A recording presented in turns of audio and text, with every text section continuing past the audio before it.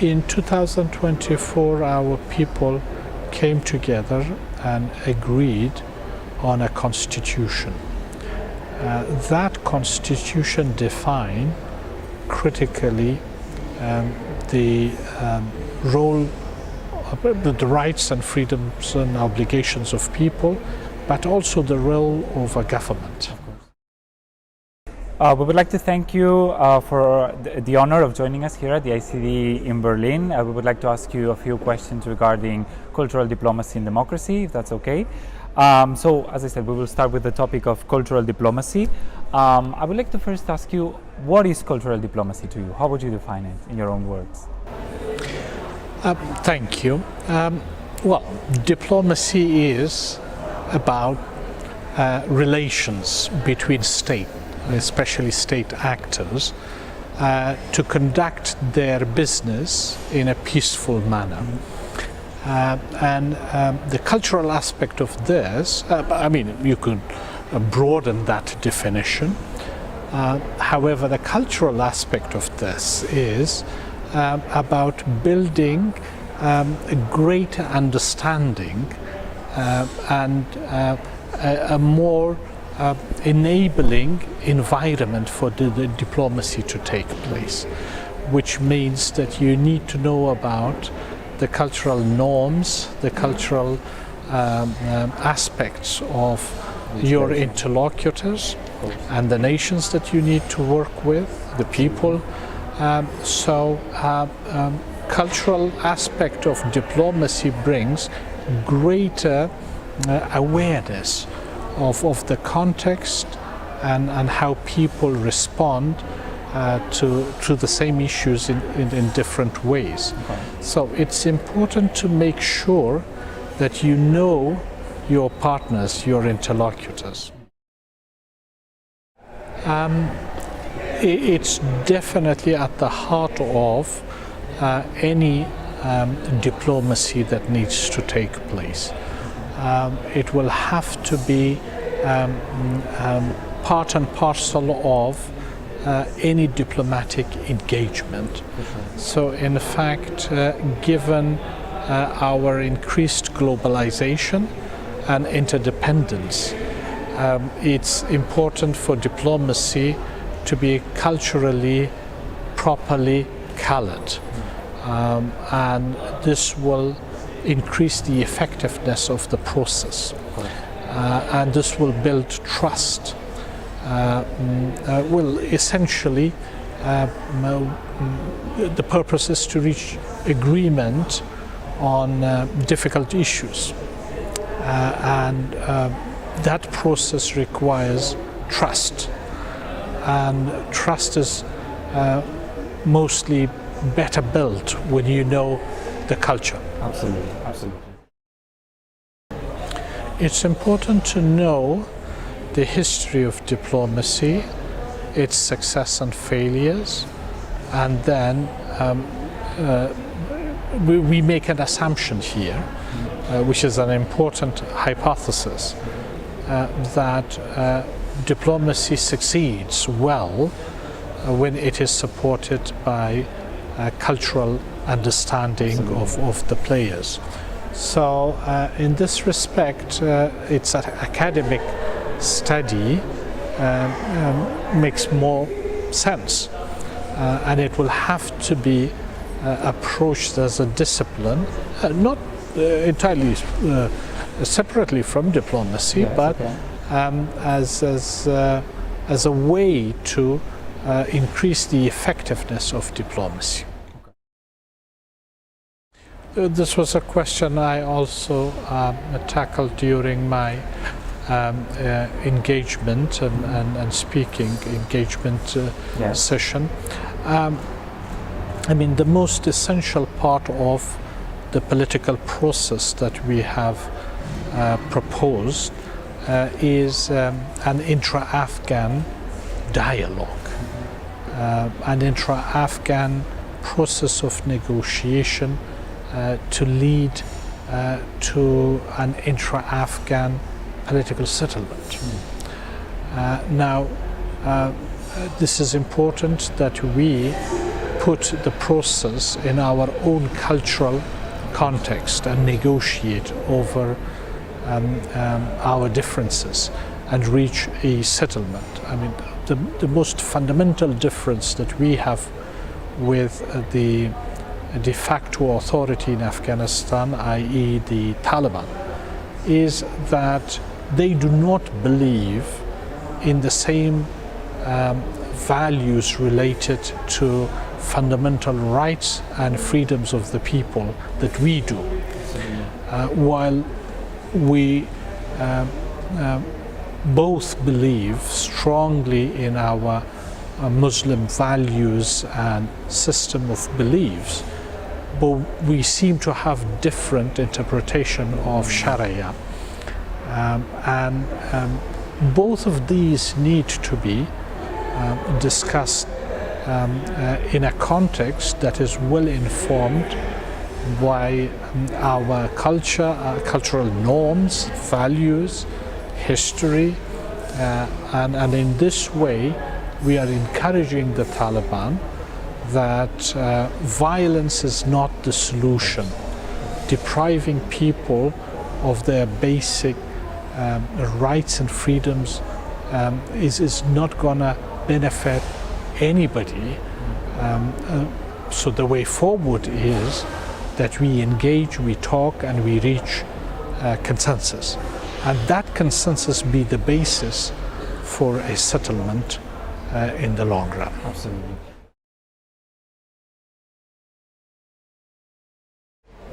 We need to go back to all our fundamental values, whether they are cultural, civilizational, or religious and faith-based values. All of these values are important in supporting the set of beliefs that equality is the norm from any perspective between men and women. And our civilization and humanity in general actually critically depend on that equality. Wherever that equality is denied and discrimination is affected, a society, a country, a nation is threatened from any perspective, any dimension that you could possibly think of. So it ranges, particularly to make it more specific, the Afghan context.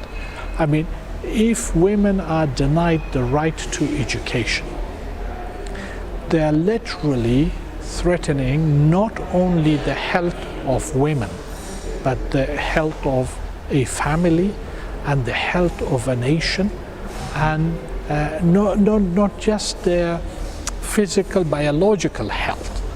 It's also the social health of a society. Definitely, I mean, all aspects of it. Sure. So they're also threatening the economy of a nation. An educated mother will have a better chance to save the lives of her children, rather than an uneducated mother. Sure. Second, an educated woman contributes significantly more than any educated man. I was going to ask you about the differences in leadership between women and men. Absolutely. I mean, it's not just an ideological conviction. It is evidence-based proof that humanity has evolved over centuries of millennia of our civilization. So from that perspective, one will have to look at the issue not just from political or ideological standpoint, but from a fundamental perspective that shapes the health and well-being of an individual, a family, a society and the nation. Well, unfortunately, after the fall of the Republic in 2021, there has been a significant regress, a significant going back in the history of the development of our nation. Our republic ensured fundamental rights and freedoms for women, including their fully empowered participation in the political life of the republic. And they did participate, and they produced enormously important results for the nation. It is absolutely clear that without Afghan women, the Afghan democracy would have not succeeded in producing good governance for the country. So now it is very sad to see that progress has been rolled back. So we need to start again from scratch to fight back and say what has happened is not natural, is not acceptable to our people, and it is an imposition of something that is alien to us. So we need to go back to what we have agreed as a nation in our constitution in 2004, where political participation of women was a central part of democracy and government by people.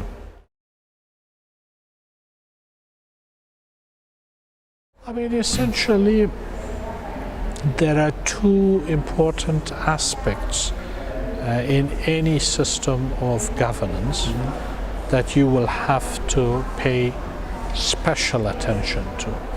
One is whether the government or the rulers or those who make decisions on behalf of a nation are accountable to the people whom they intend to serve and intend to represent. And that accountability is very much determined by the free will and free vote of the people. Now, this is the first part that we will have to be absolutely clear about. Second is the legitimacy of that government will not be just determined by the free will and vote of the people, but also by the fact whether this government remains faithful to the rights and freedom and to the wishes of their citizens. So you need to look at both aspects of the legitimacy. Legitimacy when you get a vote and you are accountable to the voters, and second part is whether the government remains answerable to the people in terms of their basic rights and freedoms. Now, if these two aspects are in the life of nations adequately addressed by their political and state leaders, I believe that society has a better health, political health than the society where these aspects are missing.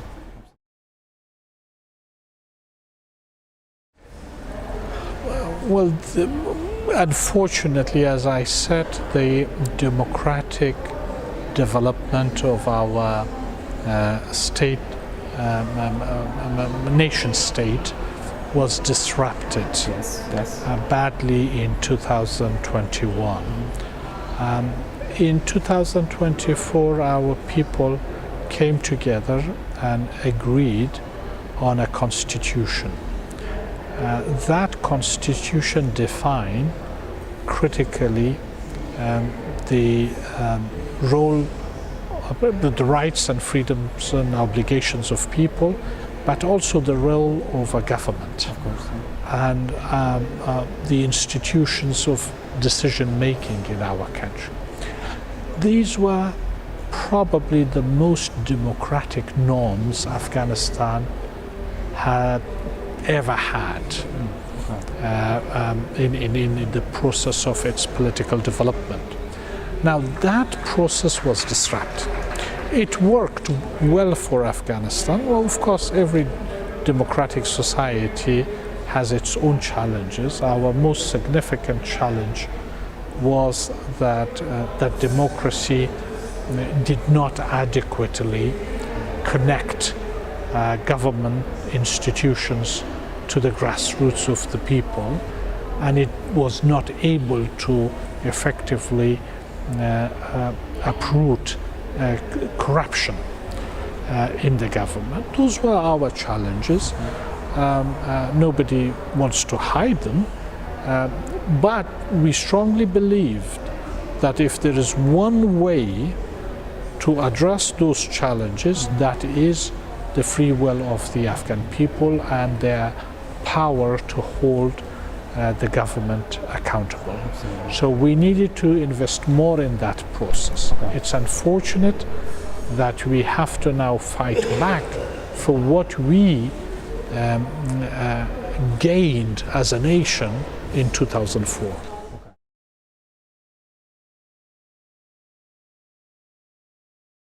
Well, today I spoke about a specific role that they need to play.